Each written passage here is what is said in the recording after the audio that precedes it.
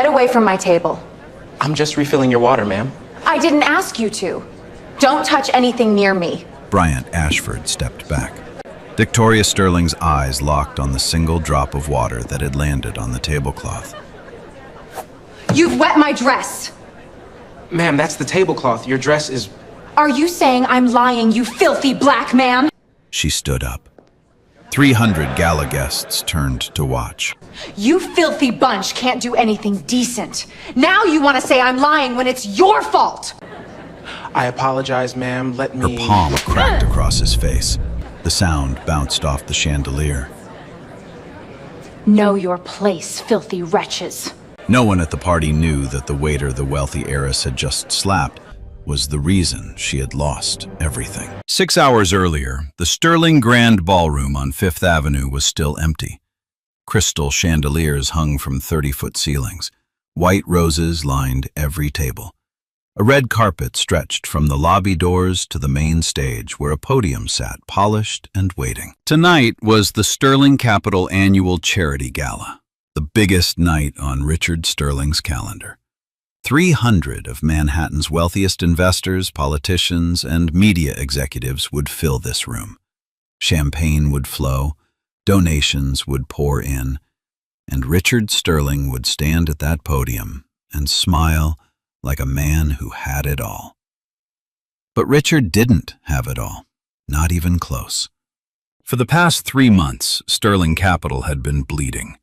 2 major clients had pulled their portfolios. The board was asking questions Richard didn't want to answer. The only reason the company still had a pulse was one investor, a silent partner who held 35% of the firm's total equity, a man named Bryant Ashford. Richard had never met him in person. Every deal had gone through attorneys and wire transfers. But tonight, Bryant Ashford had confirmed his attendance, and Richard needed him, desperately. Across town, in a 2-bedroom apartment in Harlem, Bryant Ashford was buttoning a white dress shirt, not a tuxedo, a catering uniform. His phone buzzed on the kitchen counter. "Bro, I'm serious." Derek Coleman's voice came through the speaker. 2 guys called in sick. I've got a gala for 300 people and I'm down 2 servers. I wouldn't ask if I wasn't drowning. Derek owned Coleman Catering. He and Bryant had grown up on the same block, same school, same church. When Bryant made his first million, Derek was the first person he called. When Derek started his catering business, Bryant was his first investor. "What time?" Bryant asked. 6:30, the Sterling Capital Gala. Bryant paused. He knew the name. He owned 35% of that company. He'd planned to attend tonight as a guest. Black tie, VIP table, the works. His assistant had already confirmed the RSVP, but Derek needed him. Bryant looked at the tuxedo hanging on the closet door. Then he looked at the catering uniform on the bed. "I'll be there at 6, he said. "You're saving my life, man." "That's what brothers do." Bryant hung up. He picked up the white shirt and finished buttoning it. The tuxedo stayed on the hanger. He didn't tell Derek who he was to Sterling Capital. He didn't tell anyone. Bryant Ashford had built a $400 million investment firm by the time he was 32, and he'd done it quietly. No magazine covers, no Twitter rants, no flashy cars parked outside office buildings. Just returns. Just results. He believed in one rule above all others. You learn the truth about people when they think you're nobody. Tonight, he'd be nobody. By 6:15, the ballroom was filling up. Town cars lined the block. Women in designer gowns stepped out of elevators. Men in tailored suits shook hands near the bar. Richard Sterling stood near the entrance, greeting every guest with a handshake and a smile. But his eyes kept scanning the room. Bryant Ashford hadn't arrived yet. "Has Mr. Ashford checked in?" Richard asked his assistant for the 3rd time. "Not yet, sir." Richard loosened his tie. He needed that man in this room tonight. The board vote was in 9 days. Without Ashford's backing, Richard would lose the chair. Meanwhile, Victoria Sterling made her entrance. 28 years old, blonde hair pinned up, a custom Valentino gown that cost more than most people's annual salary. She walked through the crowd like she owned the building, which technically her father did. Victoria didn't work at Sterling Capital. She didn't work anywhere. She sat on no boards, she managed no accounts. Her name appeared on guest lists, society pages, and occasionally in tabloid headlines for berating restaurant staff or firing nannies on camera. Gregory Palmer, the gala's event manager, rushed to her side immediately. "Miss Sterling, your table is ready, front and center, just how you like it." "It better be," Victoria said without looking at him. "And make sure the staff knows. I don't want anyone speaking to me unless I speak first, especially the catering people." Gregory nodded. "Of course, Miss Sterling." She sat down. She adjusted her necklace. She waited for the world to revolve around her. And 20 feet away, carrying a tray of sparkling water, Bryant Ashford walked into the ballroom wearing a catering uniform, invisible to everyone who mattered. The evening had just begun. The first hour went smoothly. Bryant moved through the ballroom like any other server, tray balanced, posture straight, eyes forward. He refilled glasses. He cleared plates. He smiled when spoken to and disappeared when he wasn't. Derek had stationed him near the east wing, covering 6 tables. Bryant didn't mind. He liked the rhythm of it. Pour, serve, clear, repeat. It reminded him of his summers in college, bussing tables at a seafood restaurant in Baltimore to pay for textbooks. That was 15 years ago. Before the hedge fund, before the Bloomberg terminal in his home office, before the quiet empire he built while the rest of Wall Street was still learning his name. Tonight, none of that existed. Tonight, he was just the guy with the tray. By 7:30, Bryant's section was running clean. Guests complimented the service. One woman told him the Chardonnay was excellent. A retired senator asked him to refill his bourbon twice and tipped him a folded 20. An older couple near the window thanked him by name. They'd read his name tag and made a point to use it. Bryant smiled every time. He meant it every time. This was honest work. It always had been. Then Gregory Palmer appeared at his shoulder. "You," Gregory said, snapping his fingers. "Ms. Sterling's table needs attention. Table 1. Now." Bryant looked across the room. Table 1 sat directly in front of the stage, the VIP centerpiece. Victoria Sterling was seated with 3 other women, all of them laughing, all of them holding glasses that were already full. "Her table looks covered," Bryant said. Gregory stepped closer. His voice dropped. "I didn't ask for your opinion. I told you to go. Ms. Sterling specifically requested fresh service. The last server wasn't up to her standards." "What happened to the last server?" Gregory's jaw tightened. "She made the mistake of pouring from the left instead of the right. Ms. Sterling had her removed from the floor." Bryant said nothing. He loaded a fresh tray, 2 bottles of sparkling water, a champagne bucket, clean napkins, and crossed the ballroom floor. He approached the table the way he'd approached every other table that night. Professional, quiet, respectful. "Good evening," he said. "Can I refresh anyone's glass?" Victoria didn't look at him. She was mid-sentence telling a story about a yacht trip in Monaco. "And I told the captain, if the deck isn't cleaned by morning, I'll have the whole crew replaced. Every single one." The women laughed. One of them, a thin blonde in a silver dress, clapped her hands together like it was the funniest thing she'd ever heard. Bryant waited. 5 seconds. 10. "Ma'am," he said gently, "would you like still or sparkling?" Victoria stopped talking. She turned slowly. Her eyes moved from his shoes to his collar to his face. Her jaw set. Her nostrils flared. "Did I invite you to speak?" "No, ma'am, I was just—" "Then don't!" She waved her hand like she was swatting a fly. "Stand there. Don't move. Don't speak. When I need something, I'll snap." Bryant nodded. He stood behind her chair, tray in hand. 1 minute passed. 2. Victoria resumed her conversation as though he didn't exist. Then she lifted her empty glass over her shoulder without turning around. "Fill it." Bryant reached for the champagne bottle. As he poured, Victoria jerked her hand slightly, just enough to cause a single drop to land on the tablecloth beside her plate. She froze. Then she turned. "You spilled on my dress." "Ma'am, that landed on the tablecloth. Your dress is—" "Are you calling me a liar?" The table went quiet. Catherine Blake, the blonde in silver, lowered her eyes. The other two women suddenly became very interested in their napkins. Victoria pushed her chair back and stood. She looked at the other guests nearby, making sure she had an audience. "This is what happens," she said, loud enough for 3 tables to hear, "when they let anyone work these events. You can't even pour a glass without making a mess." A man at the next table glanced over. He looked uncomfortable but said nothing. His wife stared at her phone. "I apologize, ma'am," Bryant said. "Let me get you a fresh—" "I don't want fresh anything from you." Victoria stepped closer. Her perfume hit him before her words did. "I want you to explain to me how a grown man can't do the simplest job on earth." Bryant held the tray steady. His fingers didn't shake. His voice didn't waver. "I'm happy to get another server for your table if you'd prefer." "Another server?" Victoria laughed, a sharp, cutting sound.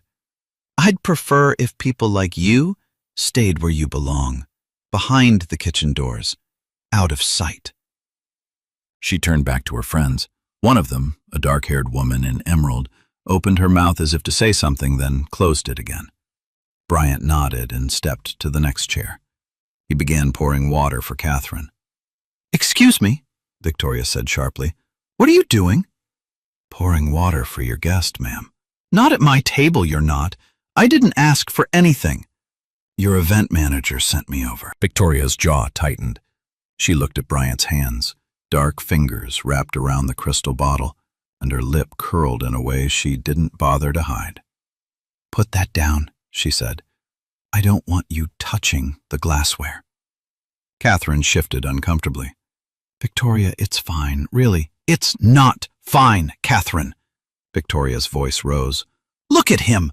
Does he look like he belongs at this table? Does he look like he should be touching what we drink from?" The ballroom didn't stop.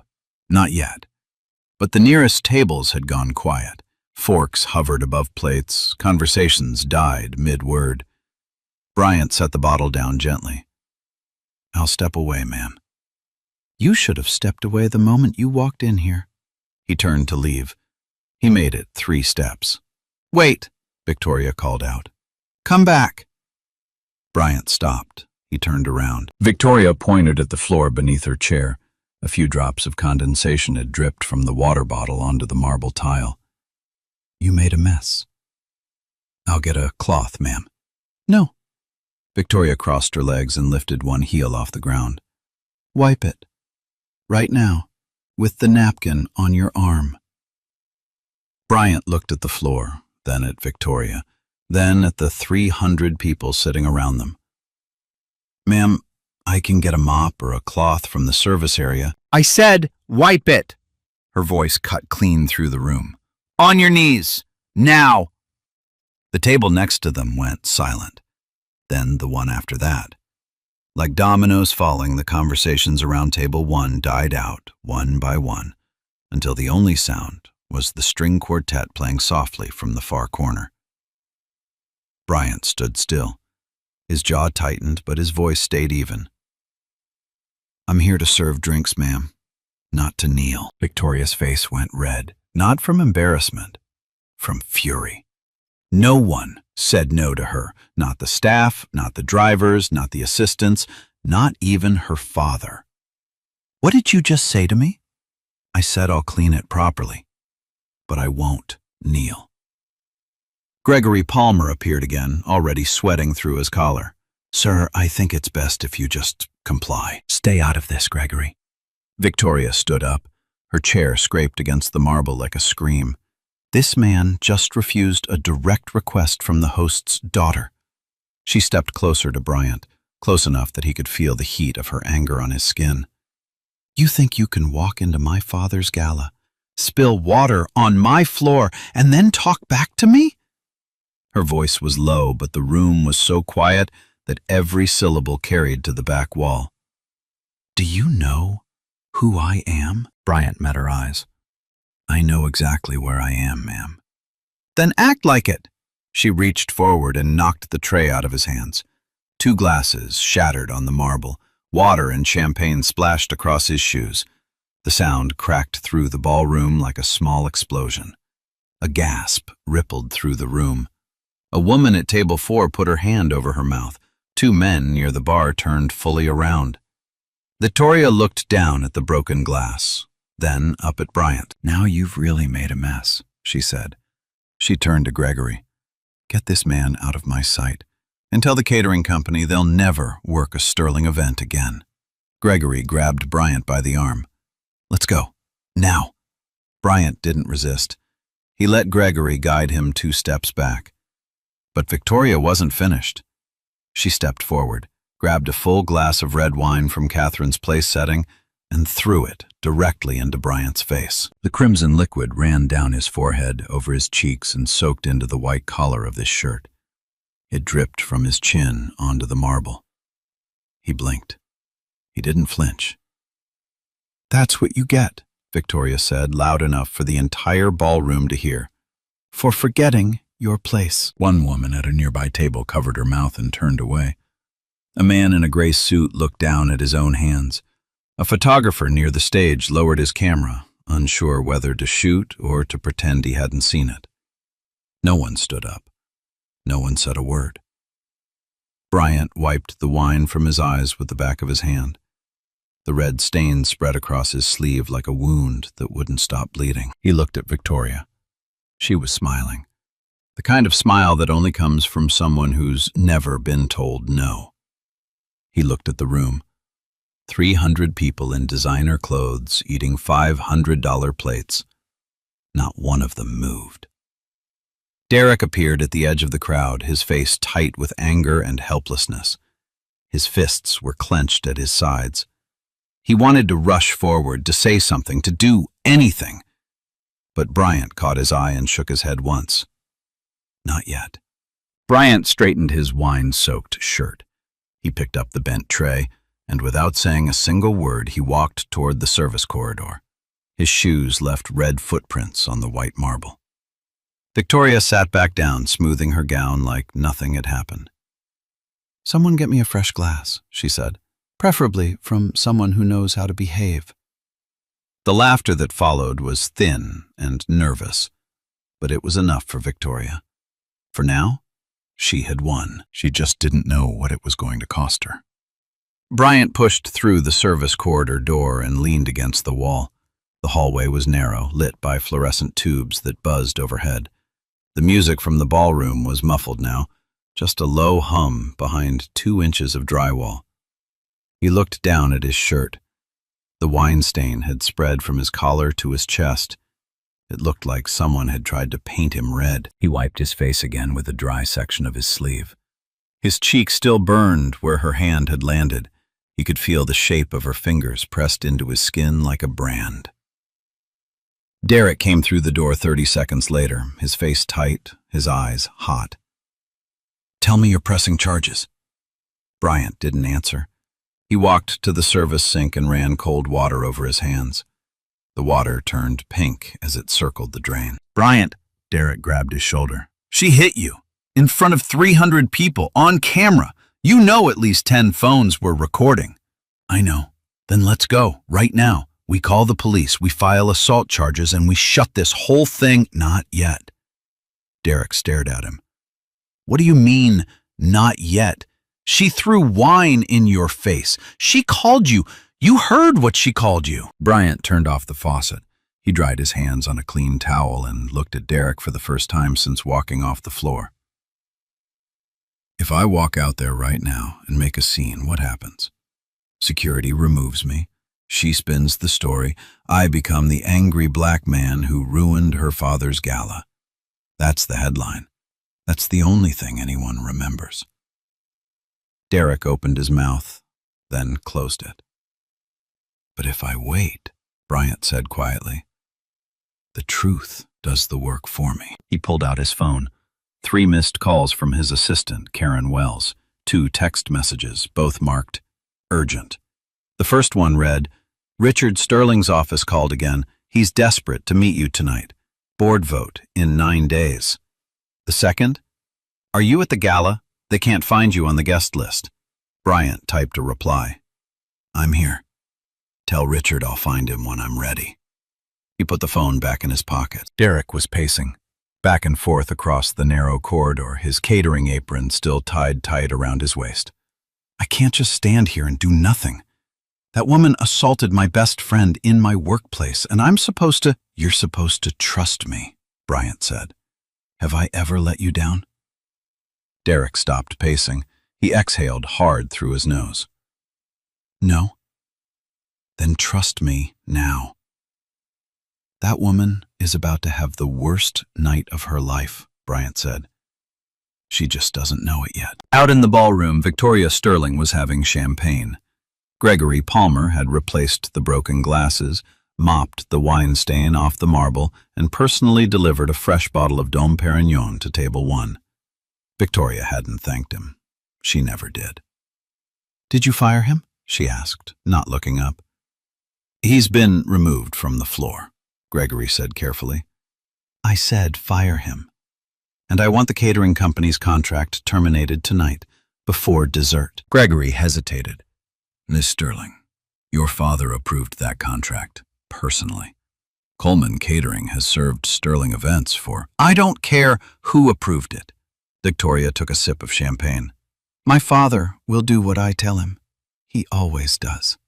Gregory nodded and walked away.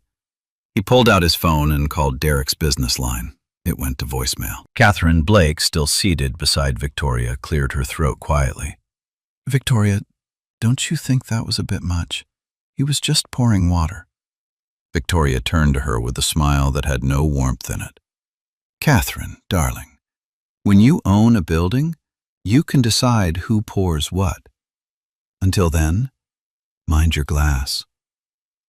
Catherine looked down at her plate and didn't speak again for the rest of the evening. At table 9, a woman named Sandra Whitfield leaned toward her husband. She was a junior partner at a law firm downtown. She'd watched the entire confrontation from 20 feet away. That was assault, she whispered. She hit that man. Her husband, Thomas, shook his head slightly. Don't get involved. Tom, she slapped a man in the face and threw wine on him, in front of everyone, and everyone saw it. And no one moved. There's a reason for that. He took a sip of his scotch. The Sterlings own half this room. You go against them, you lose clients. You lose clients, you lose the house. Sandra sat back in her chair. She looked at her phone. She'd recorded the last 40 seconds of the confrontation, from the moment Victoria threw the wine to the moment Bryant walked away. She hadn't planned to. Her camera had been open from taking photos of the table arrangements. She stared at the video, Bryant's face dripping red, Victoria's smile, the silence of 300 people who chose comfort over conscience. She saved the video. She didn't post it. Not yet. At the podium, Richard Sterling was preparing for his keynote speech. His assistant, a young man named Philip, approached him with a clipboard. Sir, we have a problem. What kind of problem? There was an incident at table 1. Your daughter had an altercation with one of the catering staff. Richard's face went pale. What kind of altercation? She struck him, sir, and threw wine in his face. Multiple guests witnessed it. Some may have recorded it. Richard closed his eyes. He pressed his thumb and forefinger against the bridge of his nose. He could feel his blood pressure climbing, the familiar tightness in his chest that came every time Victoria's name appeared next to the word incident. Where is she now? At her table, drinking champagne. And the staff member? In the service corridor. His name is Bryant. He works for Coleman Catering. Richard opened his eyes. Something in the name caught him, but he couldn't place it. Not yet. The name floated at the edge of his memory like a word on the tip of his tongue. Handle it quietly. Richard said. Apologize to the man. Offer him compensation, whatever it takes. I can't have this blowing up tonight, not with the board vote in 9 days. If the press picks this up before I secure Ashford's backing, we're finished. Philip nodded and disappeared into the crowd. Back in the service corridor, Bryant was sitting on an overturned crate. Derek stood beside him, arms crossed, jaw tight. You're really not going to do anything? I'm going to do everything, Bryant said. Just not the way you think. He checked his watch. 8:45. Richard's keynote was scheduled for 9. The moment Richard took that stage, every eye would be on him, every camera, every microphone. That was when Bryant would walk back into the ballroom, not as a waiter. The door from the main hall opened. Philip stepped through, adjusting his glasses. Excuse me, are you the gentleman from the incident at table 1? Bryant looked up. I am. Philip straightened his tie. On behalf of Sterling Capital and the Sterling family, I'd like to offer our sincerest apologies for the behavior of Ms. Sterling. We understand the situation was inappropriate, and we'd like to offer you financial compensation for— How much? Philip blinked. I'm sorry? How much is a slap in the face worth to the Sterling family? Philip opened his mouth, closed it, then pulled out a checkbook. We were thinking $5,000 for your trouble, and of course, a formal, written apology. 5,000. Bryant repeated the number like he was tasting something rotten. Your boss's daughter assaults a man in front of 300 witnesses, and the price tag is $5,000. We could go to 10, Philip said quickly, and a year of complimentary service at any Sterling property. Bryant stood up.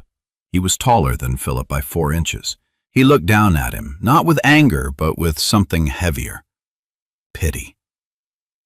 Tell Richard Sterling that the apology he needs to worry about isn't the one he owes me. It's the one he's going to owe his shareholders. Philip's face went white. I'm sorry. What? He'll understand. Soon.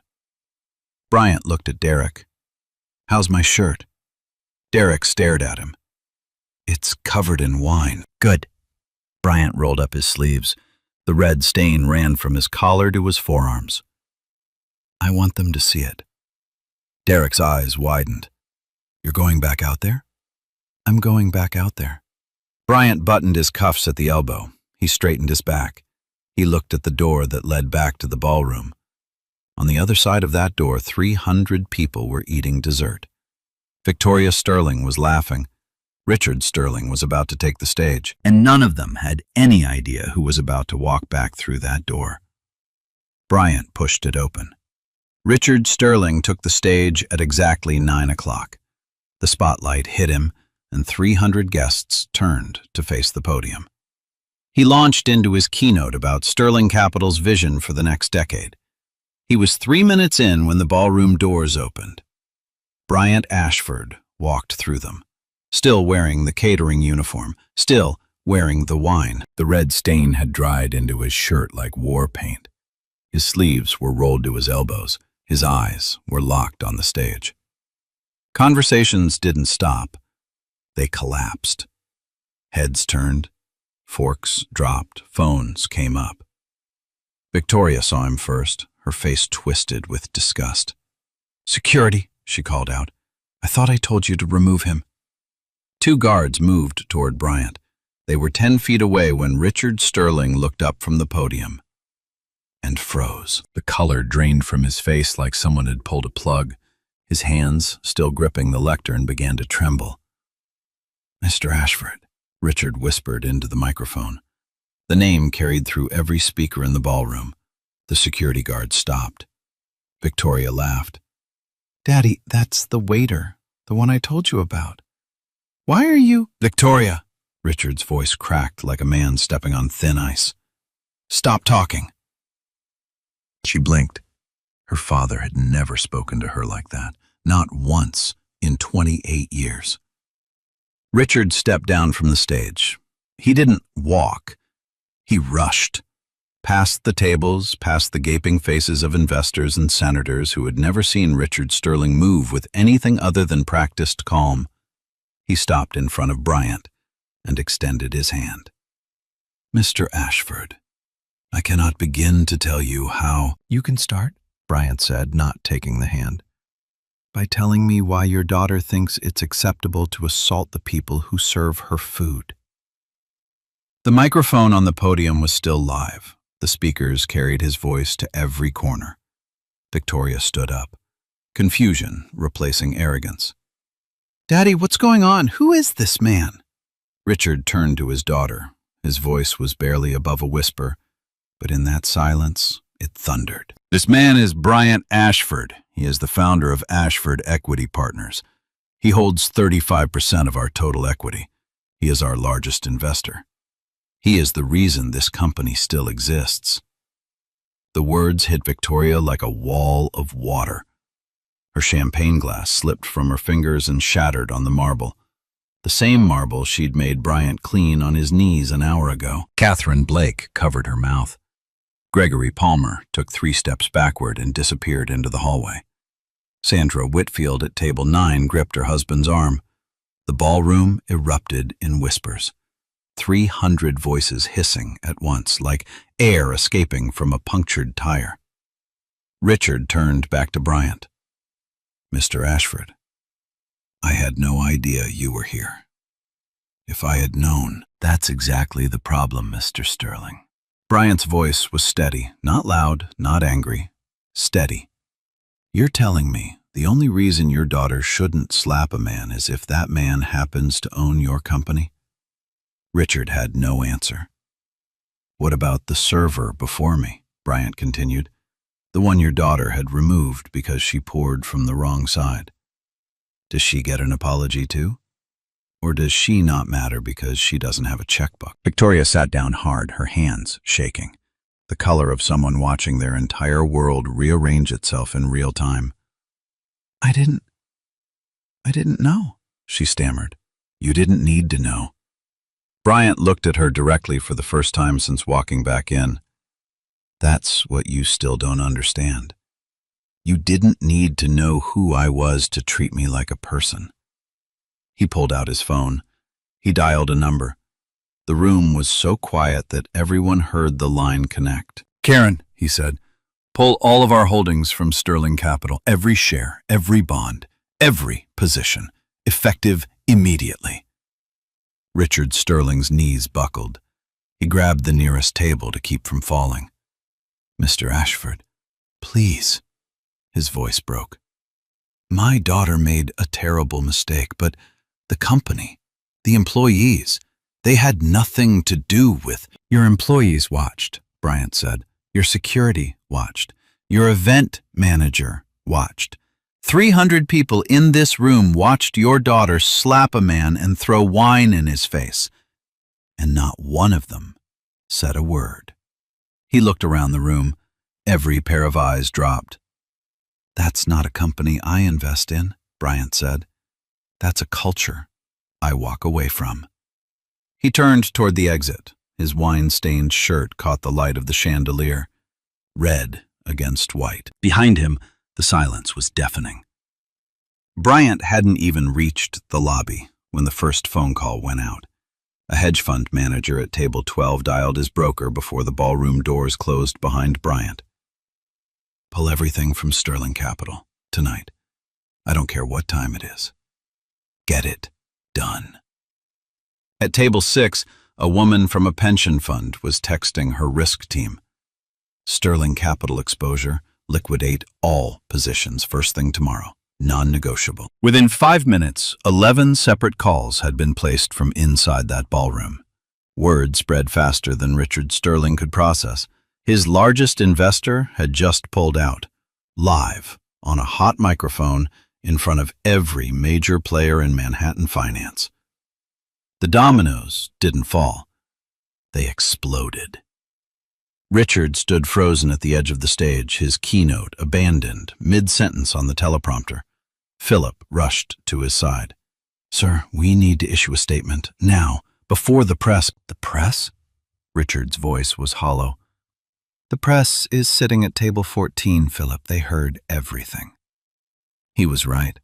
Margaret Cole from the Wall Street Journal had been seated 3 tables from the podium. She'd stopped eating her dessert the moment Bryant walked through those doors.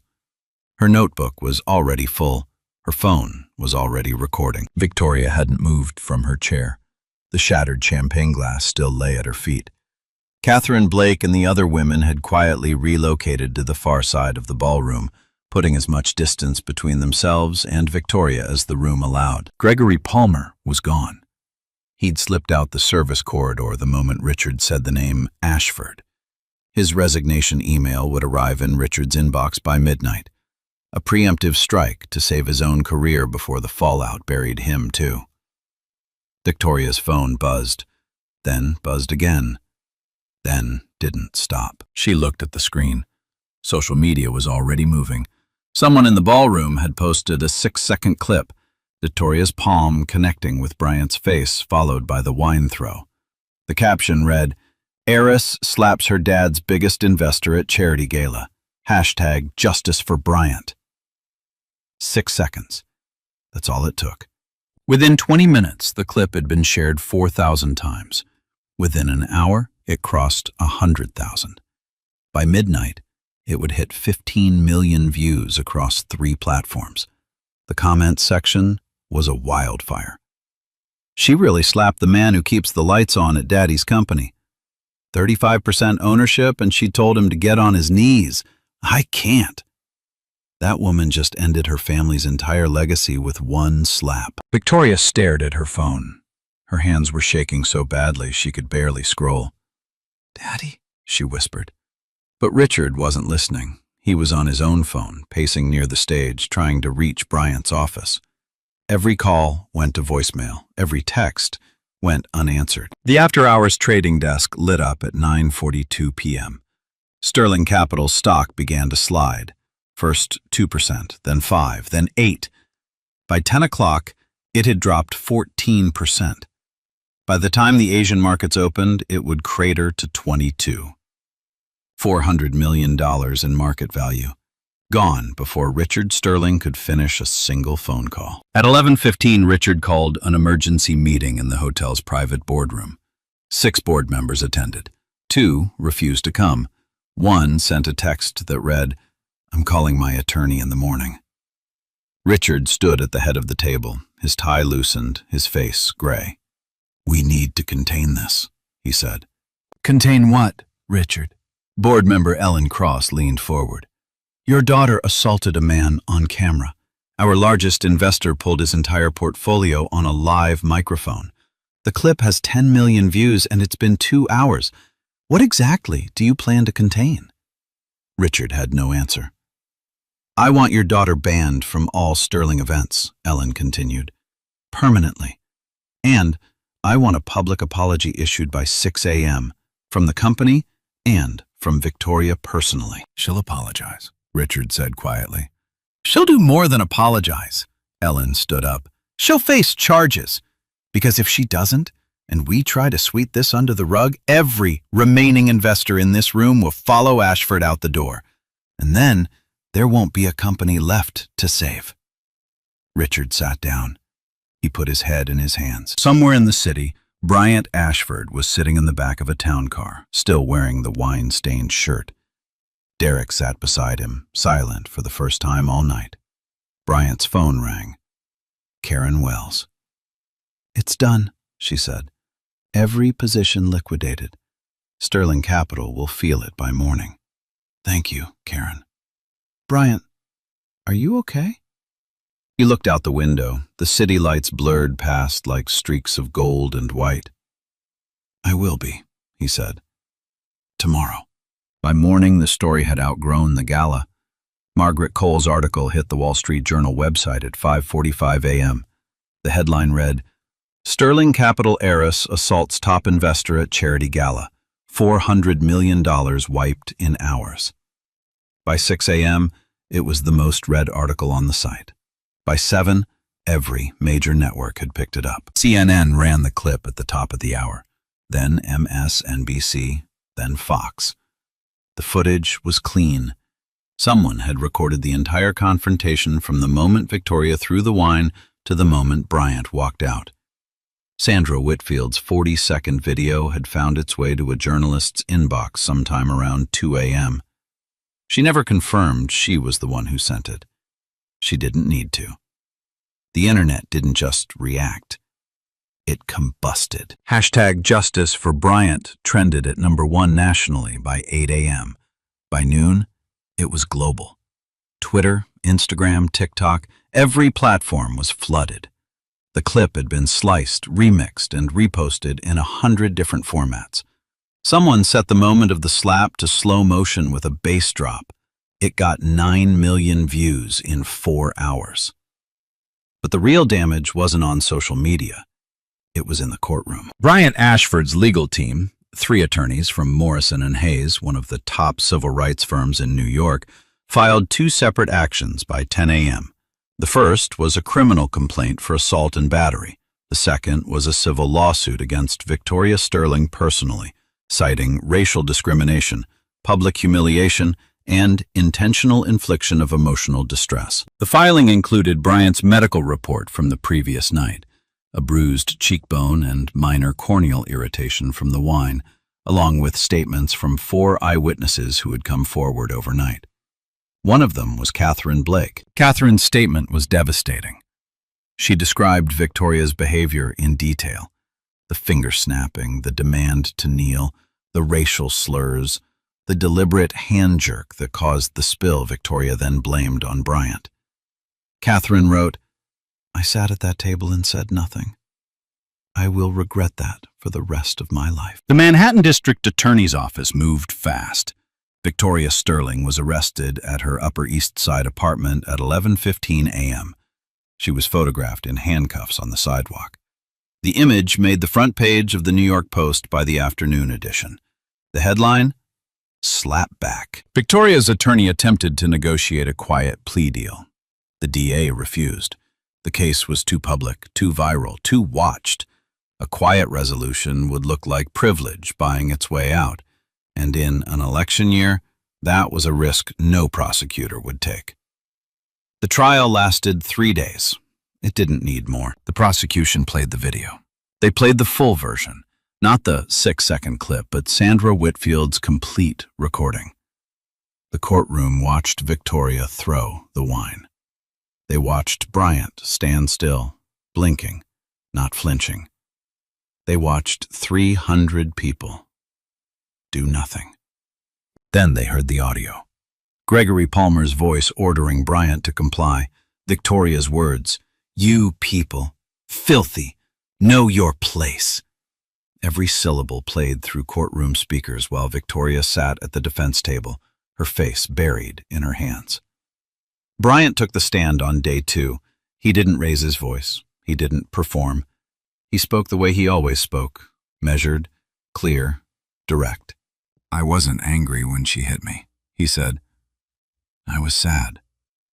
Because I knew that if I'd been wearing a tuxedo instead of a uniform, she never would have touched me.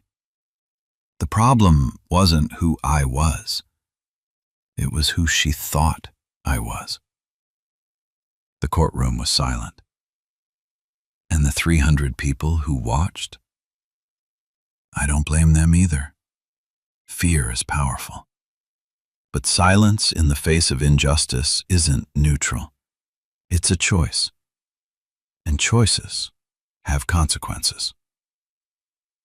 The jury deliberated for 90 minutes. Guilty. Assault in the 3rd degree. Aggravated harassment with racial bias. The judge sentenced Victoria Sterling to 200 hours of community service at a homeless shelter in the Bronx, a $50,000 fine, and 18 months of mandatory counseling on racial sensitivity and anger management. She was also issued a 2-year restraining order prohibiting contact with Bryant Ashford. Victoria stood when the sentence was read. Her legs were shaking. Her attorney held her arm. She didn't speak. Outside the courthouse, the cameras were waiting. Hundreds of them. Victoria walked to a black SUV with her head down, flanked by 2 attorneys. Someone in the crowd shouted, "How's it feel to be below someone now?" She didn't look up. The financial fallout was even worse. In the 2 weeks following the gala, Sterling Capital lost 2 more major investors. Combined with Bryant's withdrawal, the company's total losses exceeded $450 million. The stock price, which had been at $68 per share before the gala, settled at $39. Nearly half its value. Gone. The board of directors convened an emergency session. The vote was unanimous. Richard Sterling was removed as chairman and CEO of the company he'd founded 22 years ago. He was offered a ceremonial advisory role with no voting power. He declined. Richard released a written statement. "I failed as a father and as a leader. I allowed a culture of entitlement to take root in my family and my company. I take full responsibility." He sold his penthouse on Park Avenue 3 months later. He moved to a smaller apartment in Connecticut. He stopped attending industry events. Friends said he aged 10 years in 10 weeks.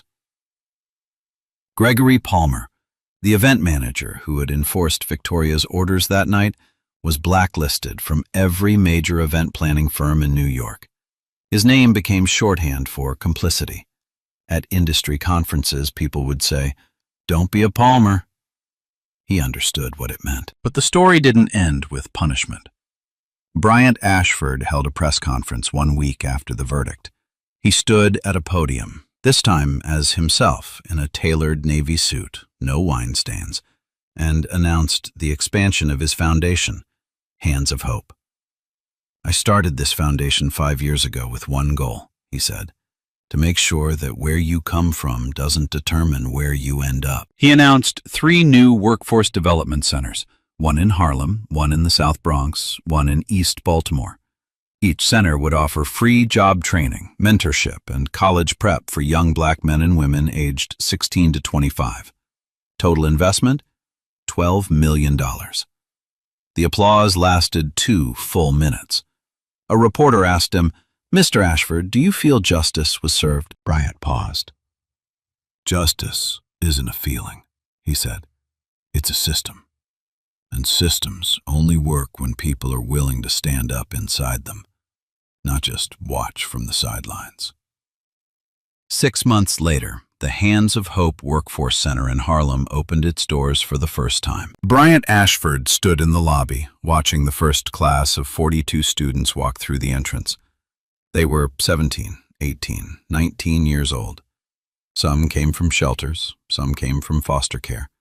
Some came from families where no one had ever held a job that came with a desk. They all had one thing in common.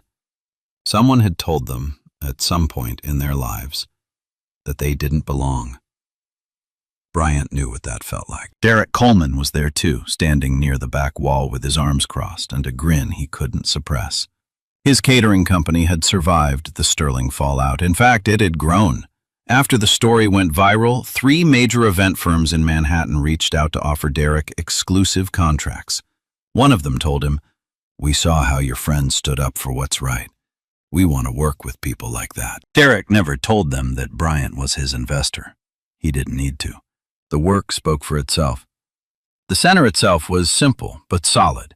Clean walls, new computers, a wood shop in the back, a kitchen for culinary training, a quiet room with bookshelves and soft chairs where students could study without the noise of the world pressing in. Bryant had designed it with one principle in mind: dignity first. Every detail, from the name tags on the lockers to the fresh flowers in the common room, was meant to tell each student the same thing: you matter here. On the second day, a young man named Elijah walked up to Bryant during a break. He was 19, tall, quiet. He had the look of someone who'd learned to make himself small in rooms full of loud people. "Mr. Ashford," he said, "can I ask you something? Anything. That night at the gala, when she hit you, weren't you angry?" Bryant looked at him. He saw himself, 15 years younger, standing in a seafood restaurant in Baltimore, wearing a stained apron, wondering if the world would ever see him as more than the uniform. "I was," Bryant said. I was furious. But anger without direction is just noise. It burns you up and leaves nothing behind. I didn't want to burn. I wanted to build. He put his hand on Elijah's shoulder. That's why you're here. Not because someone felt sorry for you, because someone believes in what you can become. Elijah nodded. He didn't say anything else. But he came back every single day after that.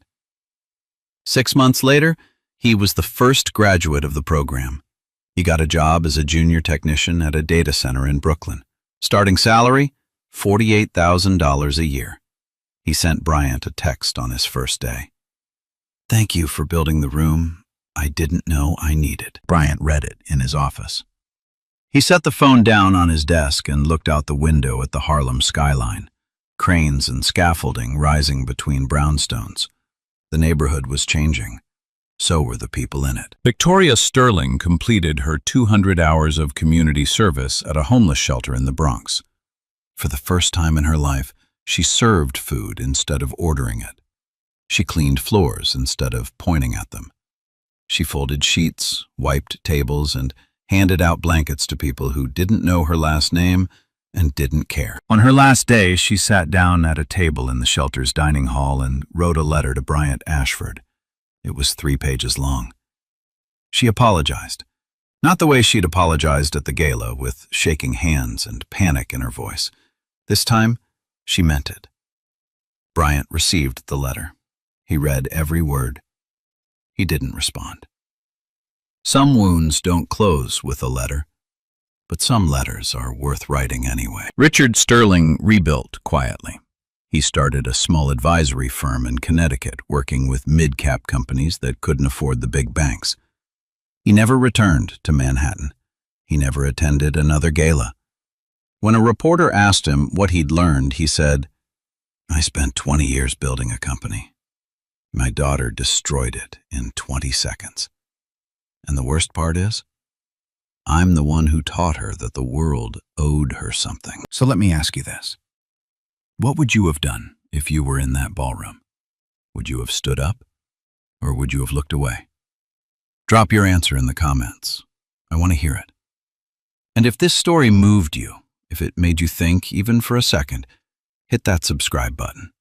Share this with someone who needs to hear it, because stories like this don't just entertain. They remind us who we want to be. The story is over, but one thing keeps sticking with me.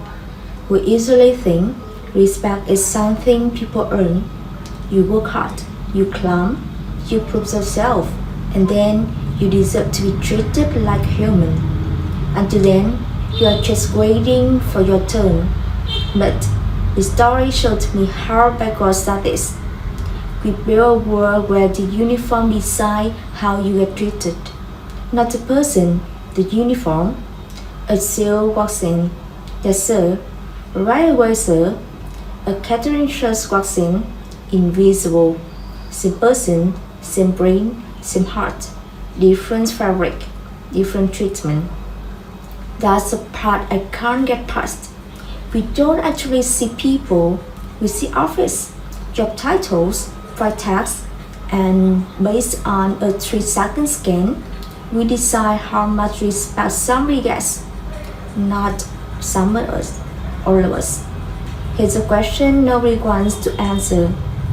If your respect for somebody depends on what they're wearing, was ever respect? Or was it just speculation? Because real respect doesn't have a dress code. It's what you give someone before you know what they can do for you, not after. So this week, notice the uniform, the cashier, the cleaner, the server.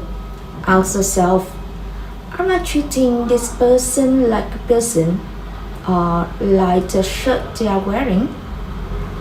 If you had been in that gala, would you have spoken up? I would recommend hit like, subscribe. See you next time.